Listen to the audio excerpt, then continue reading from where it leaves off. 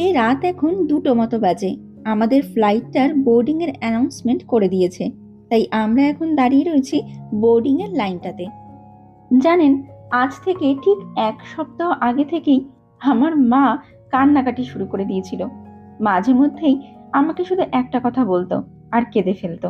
আর সেই কথাটা হচ্ছে, তোরা সবাই চলে যাবি আর আমার ঘরটাও পুরো ফাঁকা হয়ে যাবে। আমি আবার সেই একা হয়ে যাব। এত হাসি মজা গল্প কিছুই তখন আর হবে না। আর আমি তখন আমার মাকে বলতাম, মা, তুমি যেখানে আছো সেখানে আশেপাশে তোমার অনেক আত্মীয় স্বজন রয়েছে, পাড়ার প্রতিবেশী বন্ধুরা রয়েছে। এখানে থেকে তুমি 12 মাসে 13 পার্বণের আনন্দটা বুঝতে পারো। কিন্তু আমি যেখানে যাচ্ছি সেখানে আমার আশেপাশে কোনো আত্মীয় স্বজন নেই। প্রতিবেশী বন্ধুরা সবাই নিজের নিজেদের জীবন যুদ্ধ নিয়ে ব্যস্ত।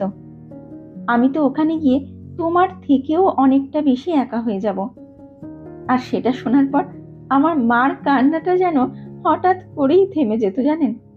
কিন্তু গতকাল শেষ বেলায় ঘর থেকে বেরোনোর সময় আমার মা বাবা যখন অনবরত কেঁদে চলেছিল, সেই কান্নাটাকে আমি তখন কোনো আশ্বাস, সান্ত্বনা বা কোনো রকম কিছু বলে যেন কোনো রকম ভাবেই থামাতে পারছিলাম না। কারণ আমিও যে তখন যতটা পারছিলাম আমার মার চোখের থেকে দূরে সরে গিয়ে লুকিয়ে লুকিয়ে অঝরে কাঁদছিলাম। নিজেকেই নিজে সামলাতে পারছিলাম না।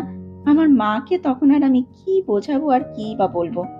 ভেবেছিলাম বড় বড় ইউটিউবার বা অন্যান্য আরো ইউটিউবারদের মতো কলকাতা থেকে ফেরার শেষ দিনের এই ভিডিওটা আমি ঘর থেকেই বানানো শুরু করব, যেখানে অনেকের মতো আমিও আমার মার চোখের জল, বাবার চোখের জল, কাছের মানুষগুলোর মন খারাপ সব কিছুই ক্যামেরা বন্দি করব।